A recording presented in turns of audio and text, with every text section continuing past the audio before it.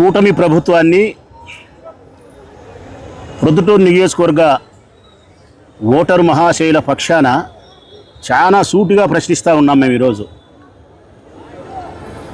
మీరు ప్రభుత్వాన్ని ఏర్పాటు చేసి పాలన కొనసాగించబట్టి 2 సంవత్సరాలైంది. ఈ 2 సంవత్సరాల కాలంలో మీరు చేయని అభివృద్ధిని ఇవ్వని సంక్షేమాన్ని ఇచ్చినట్టుగా చేసినట్టుగా అబద్ధాలతో మీ విజయోత్సవ సభను తిరుపతిలో ఈరోజు జరుపుకుంటున్నారు. మీ ప్రభుత్వము మీ పాలన విఫలమైందని చెప్పి ప్రజలు ఈరోజు శాంతియుతమైనటువంటి నిరసన ర్యాలీల ద్వారా మీ ప్రభుత్వం విఫలమైంది, మేము అసమ్మతితో ఉండాము నీ ప్రభుత్వం పట్ల అని ప్రజలు వైఎస్ఆర్ కాంగ్రెస్ పార్టీ మీ పట్ల నిరసన వ్యక్తం చేస్తుంది.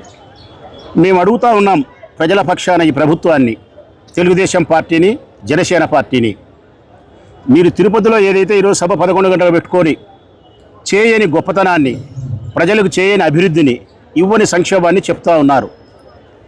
నిజంగా మీకు నైతిక విలువలేగన ఉంటే, చంద్రబాబు నాయుడు ప్రభుత్వానికి నైతిక విలువలు ఉంటే, నేను అడుగుతున్నానో వైఎస్ఆర్ కాంగ్రెస్ పార్టీ అడుగుతుందని మీరు అనుకోవద్దు. తెలుగుదేశం పార్టీ నాయకులారా, ప్రజలు అడుగుతున్నారు. ప్రజల మాటకు మీరు సమాధానం చెప్పి విజయోత్సవ సభ జరుపుకోవాలన్నా జరుపుకోకూడదనేది మీరే ఆలోచించుకోండి. ఎందుకంటే ప్రజలలో తీవ్రమైన వ్యతిరేకత ఉన్నప్పుడు, చెప్పిన హామీలను మీరు నెరవేర్చినప్పుడు, చెప్పిన సంక్షేమాన్ని అభివృద్ధిని మీరు ఇయ్యనప్పుడు ప్రజలు ఆగ్రహంగా మిమ్మల్ని ప్రశ్నిస్తూ ఉండే సందర్భంలో మీరు విజయోత్సవ సభను పెట్టుకుంటే చాలా నీచమైనటువంటి మానసిక స్థితిగా భావించాల్సి వస్తుంది. మంచి చేసి గొప్ప చేసి విజయోత్సవ సభలు జరుపుకోవాలి. మేము అడుగుతూ ఉన్నాం, మీ విజయోత్సవ సందర్భాన్ని సభను పురస్కరించుకొని మీరు జరిపే ఆ సభను ఉద్దేశించి నేను అడుగుతూ ఉన్నా. ఈ ప్రొద్దుటూరు నియోజకవర్గ ప్రజలు మొదలుకొని ఇచ్చాపురం వరకు అడుగుతూ ఉన్నా. మొట్టమొదటిది, మీరు చెప్పిన హామీలలో మీరు విజయోత్సవ సభ జరుపుకోకూడదు అనడానికి మొట్టమొదటి కారణం, ఈ రాష్ట్రంలో ఉండబడిన 18 సంవత్సరాలు నిండిన ఆడపిల్లలకు 59 సంవత్సరాల వరకు ఎంతమంది ఆడపిల్లలు ఉంటే అంతమందికి 1500 రూపాయల చొప్పున మీ అకౌంట్లో ప్రతి నెలా 1వ తారీఖు వేస్తానని చెప్పినావు కదా చంద్రబాబు నాయుడు, ఇది ఇచ్చినావా అని అడుగుతున్నారు ప్రజలు. నువ్వు ఇచ్చి ఉంటే తిరుపతిలో విజయీభవ అని చెప్పి సభ పెట్టుకో, లేకుంటే విశాఖపట్నంలో పెట్టుకో, విజయవాడలో పెట్టుకో, మాకు అభ్యంతరం లేదు. నువ్వు ఇచ్చినావా? ఇయ్యలే. మరి ఇవ్వకుండా నువ్వు ప్రజలకు ఇచ్చిన సంక్షేమాన్ని ఇవ్వకుండా విజయోత్సవ సభను ఏ విధంగా జరుపుకోగలుగుతావు? నైతిక విలువలు ఉండేవాడు, మానం మర్యాద రోషం గౌరవం ఉండేవాడు జరుపుకుంటాడా? ఎవడు జరుపుకోడు. పోనీలేబ్బా 10 చెప్పింటాము ఎన్నికలకు ముందు, 1, 2 ఇచ్చిండము, మిగతా 8 ఇచ్చినాం కాబట్టి జరుపుకోవచ్చు. మేము ఇయ్యనా ఒకదాన్ని నువ్వు ప్రస్తావిస్తున్నావు, రాచమల్లు నువ్వు చాలా తెలివిపరుని కాబట్టి తెలివిగా మాట్లాడుతున్నావు అని చెప్పి నన్ను మీరు అంటారేమో. అందుకే మరొక్క అవకాశం, మరొక్క సంక్షేమ పథకం. 50 సంవత్సరాలకే ఎస్సీ ఎస్టీ బీసీ మైనారిటీ వారందరికీ సామాజిక పెన్షన్ 4000 రూపాయలు ఇస్తానని చెప్పినావు కదా. ఈ రాష్ట్రంలో 50 సంవత్సరాలు నిండిన వాళ్ళు 1000 కాదు, లక్షలు కాదు, ఇంకా లక్షలకు మించి ఏళ్ళ 50 లక్షలు 40 లక్షలు 30 లక్షలు ఉంటే వాళ్ళల్లో ఒక్కరికైనా సామాజిక పెన్షన్ నువ్వు ఇచ్చినావా? మరి సామాజిక పెన్షన్ నువ్వు ఇచ్చినప్పుడు ఆ 50 సంవత్సరాల వయసు కలిగిన వాళ్ళు నిన్ను ప్రశ్నిస్తారా? ప్రశ్నించరా? విజయోత్సవ సభలను జరుపుకునే దానికి నీకు అర్హత లేదని మాట్లాడతారా? మాట్లాడరా? మాట్లాడతారు. పోనీలబ్బా 2 కదా మేము మిగతాయి చేసినామని చెప్పడానికి మరొక్కటి కూడా అడుగుతా మిమ్మల్ని. నిరుద్యోగ భృతి 3000 రూపాయలు ఇస్తానని చెప్పినావు. ఈ రాష్ట్రంలో దాదాపుగా 30 లక్షల మందో 40 లక్షల మందో 50 లక్షల మందో నిరుద్యోగులు ఉన్నారు. ఆ నిరుద్యోగ యువతకు ఒక్క నెలైనా నిరుద్యోగ యువతకు నీవు నిరుద్యోగ భృతి 3000 రూపాయలు ఇచ్చినావా అని అడుగుతున్నాం. మరి నిరుద్యోగ భృతి నువ్వు ఇవ్వనప్పుడు ఆ నిరుద్యోగులు నిన్ను ప్రశ్నించరా? మానం మర్యాద గౌరవం లేకుండా, సంస్కారం లేకుండా, మోసం చేసి దగా చేసి మా ఓట్లతోనూ అధికారం లేకొచ్చి గద్దెనెక్కిన తర్వాత తిరుపతిలోను విజయవాడలోను విశాఖపట్నంలోను సీమునెత్తరు లేకుండా నువ్వు విజయోత్సవ సభలు పెట్టుకొని జరుపుతున్నావే. నువ్వు కడుపుకు అన్నం తింటున్నావా, గడ్డి తింటున్నావా చంద్రబాబు అని నిరుద్యోగ యువత అడగదా? నేను అడగనులే, నిరుద్యోగ యువత అడగదా? అడుగుతుంది. అది వద్దులేపా 3 కదా 4 చెప్పు చూస్తావు నువ్వు రాచమల్లోనేమనుకో, 4దే ప్రశ్నిస్తా నిన్ను. రైతులకు ప్రతి సంవత్సరం 20,000 రూపాయలు నువ్వు 6,000 రూపాయలు సెంట్రల్ గవర్నమెంట్ ఇస్తామని చెప్పినాం పంట సహాయానికి. 6,000 రూపాయలు బీజేపీ ప్రభుత్వం ఇచ్చింది, 20,000 రూపాయలు నువ్వు ఇవ్వాల్సిందే. మొదటి సంవత్సరం ఎగరగొట్టినావు, 2వ సంవత్సరం 14,000 ఇచ్చి 6,000 ఎగరగొట్టినావు. ఇది మోసం కాదా? మరి రైతులు గ్రామానుండే రైతులు నిన్ను ప్రశ్నించరా? ఇది మాకు మోసం చేస్తున్నావు నువ్వు అని చెప్పి. పోనీలెబ్బా 4 కదా ఇంకొకటి అడుగు చూస్తామనుకో, అన్నామనుకో, కరెంటు బిల్లులు పెంచను అని చెప్పినావు. నువ్వు గెలిచిన 3 నెలల కాలానికే కరెంటు బిల్లులు పెంచి 24,000 కోట్ల రూపాయలు ఈ రాష్ట్రంలో ఉండే అందరి ఇళ్లపైన నువ్వు భారం వేసినావే, అన్ని గృహాలకు సంబంధించిన వాళ్ళు నిన్ను ప్రశ్నించరా? అది వద్దు, నిత్యావసర వస్తువుల ధరలు పెంచనీయనన్నావు, పెరగలేదా? ఉప్పు ఎంత ఉంది, బెల్లం ఎంత ఉంది, పప్పు ఎంత ఉంది, బియ్యం ఎంత ఉంది, నూనె ఎంత ఉంది, కందిబ్యాలు ఎంత ఉన్నాయి, చింతపండు ఎంత ఉంది? ఈ ఒక్కసారి ఆలోచన చేయమను. సామాన్యమైనటువంటి ప్రజలు పచ్చడి మెతుకులతో పట్టెడు అన్నం తినాలంటే కూడా కష్టమైపోయే పరిస్థితిలోకి వచ్చింది. ఆ పేదవారు బువ్వ కోసం, గుత్తి కోసం నిన్ను ప్రశ్నిస్తున్నారు. నీవు విజయోత్సవ సభ జరుపుకునే దానికి అర్హుని కాదు అని చెప్పి. ఇంకొకటి చెప్తాలే, డీజిలు పెట్రోలు పెన్షన్ అన్నావు, 6 సార్లు పెంచినావు.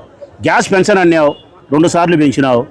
గ్యాస్ సిలిండర్లు 2 సంవత్సరానికి 3 చొప్పున 6 ఇయ్యాల, 2 ఏళ్ళు అయింది. నువ్వు ఇచ్చినా అని చెప్తున్నావు.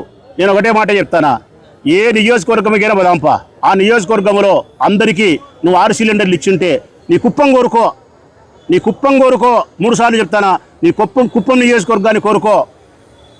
నువ్వు గ్యాసు 6 సిలిండర్లు ఏదైనా కుప్పంలో ప్రతి ఇంటికి అర్హత కలిగిన వాళ్ళకి ఇచ్చి ఉంటే రాచమల్లు జీవితాంతం ఎన్నికల్లో పోటీ చేయడు. వైఎస్ఆర్ కాంగ్రెస్ పార్టీ తరఫున కాదు కదా, ఏ పార్టీ తరఫున పోటీ చేయడు. పోటీ చేయకపోవడం పైగా నీ ప్రభుత్వానికి క్షమాపణ కోరుతాడు. మరి నిరూపించగలుగుతావా బాబు? నువ్వు ఇంకా ఎన్ని చెప్పాలా? అమ్మఒడి అందరికీ ఇస్తానని చెప్పినావు, కొందరికే ఇచ్చినావు. 15,000 ఇస్తానన్నావు. జగన్ 2,000 మెయింటెనెన్స్ స్కూల్ పట్టుకుంటున్నాడు, నేను అట్లటోని కాదు గొప్పగా ఇస్తానని చెప్పి నీ పుత్ర రత్నం, నీ పప్పు రత్నం గొప్పగా మాట్లాడినాడు. ఈ బుద్ధి ఎంత ఇస్తున్నారు? 13,000 రూపాయలు ఇస్తున్నారు. ఎంతమందికి ఇస్తున్నారు? 80 లక్షలు ఇవ్వాల్సిందే 50 లక్షలకి ఇస్తున్నారు. ఆ 13,000 అందరికి ఇచ్చినారా? ఇయ్యలే. మొదటి సంవత్సరం ఇచ్చినారా? ఎగరగొట్టినారు. ఈ సంవత్సరం బూట్లు ఇలే, సాక్సులు ఇలే, బెల్ట్ ఇలే, బట్టలు ఇయ్యలే. ఈ సంవత్సరం కూడా మళ్ళీ మోసం చేసినారు. ఆ విద్యార్థులు నిన్ను ప్రశ్నించరా? విద్యార్థుల తల్లిదండ్రులు నిన్ను ప్రశ్నించరా?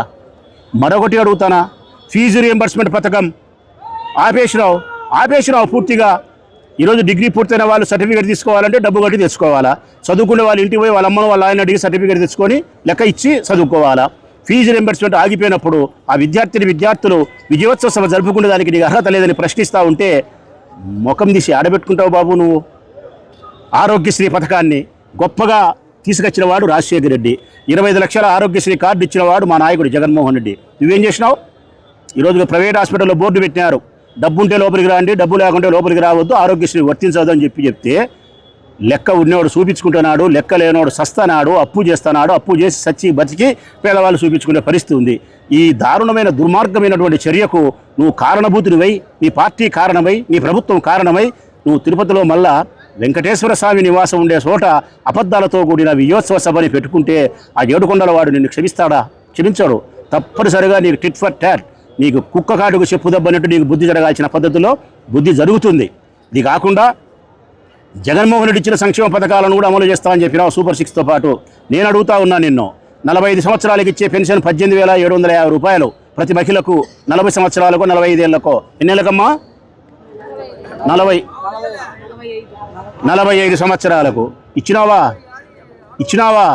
నాడు నేడు ద్వారా స్కూళ్ళకు చేయాల్సిన అభివృద్ధి కార్యక్రమాలను చేసినావా? చేనేత వాళ్ళకి సంబంధించి నువ్వు చెప్పిన మాట ఒక్కటైనా నిలబెట్టుకున్నావా? 200 యూనిట్లు అన్నావు, 500 యూనిట్లు అన్నావు, మొన్న ప్రకటించినావు. అది ఇంకా అమల్లోకి వచ్చిందో రాలేదు కూడా తెలిసే పరిస్థితి లేదు. 2 సెంట్లతో ఇల్లు ఇస్తానని చెప్పినావు, 3 సెంట్లతో గ్రామీణ ప్రాంతాల్లో కొంప కట్టిస్తానని చెప్పినావు. ఈ బదులుకు ఒక ఇల్లు కట్టించినావా? ఒక ఇల్లు కట్టించలేకపోయినావు. రైతు భరోసా ఇవ్వలే. ఇన్ని జగన్మోహన్ రెడ్డి గారు చేనేతలకు ప్రతి సంవత్సరం 24,000 రూపాయలు ఇచ్చినాడు. చేనేత సదస్సు నేతన్న నేస్తామని చెప్పి 24,000 రూపాయలు ఇచ్చినాడు. 5 సంవత్సరాలు ఇచ్చినాడు. నువ్వు ఇచ్చినావా? సంక్షేమ పథకాలన్నీ జగన్ ఇచ్చి నేను ఇస్తానని చెప్పినావు కదా.